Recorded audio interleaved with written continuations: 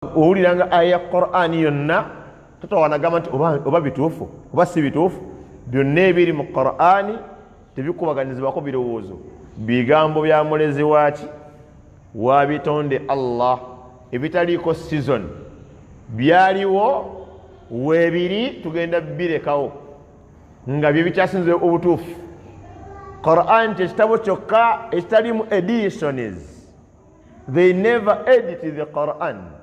It is as it was revealed by Allah through Jibril to Prophet Muhammad sallallahu alaihi wasallam. Tena edition yonna Qur'an.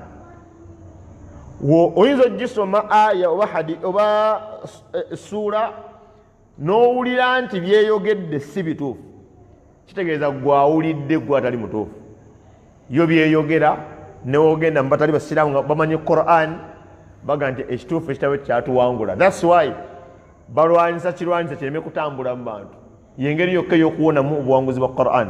Otherwise Nabbi sallallahu alaihi wasallam yagamba emboozi ekyasinza okubeera entuufu ey'amazima etalina buzibu bwonna kitabullah, kyekitabo kya Allah.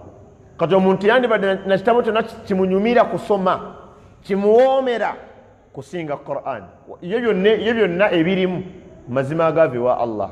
Kyekitabo nga bw'okisoma buli harufu emu bw'osoma nti alif lam mim, ezo hurufu ziri ssatu, alif wa lam wa mim. Buli harufu emu Allah akuwa empeera 10. Kyekitabo nga bw'oba okisoma ng'oggyeko emigaso gy'ofuna wano direct ng'okisoma, kirina empeera Allah zaakuwa buli okisoma.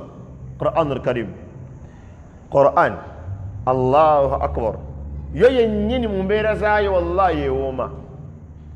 Oli waba agisoma nga alina tajwidi omulungi, ng'alina eddoboozi eddungi erya Qur'an, n'oba tomanyi byayogera bibeera bikunyumira.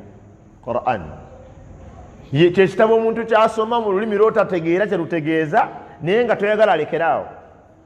Qur'an towandibadde muntu ng'alina kanovo ke yakwata ne ku mutima nga lwakakwatako wawulya stress akwata novo eyo okusinga bwe yandibadde akwata Qur'an.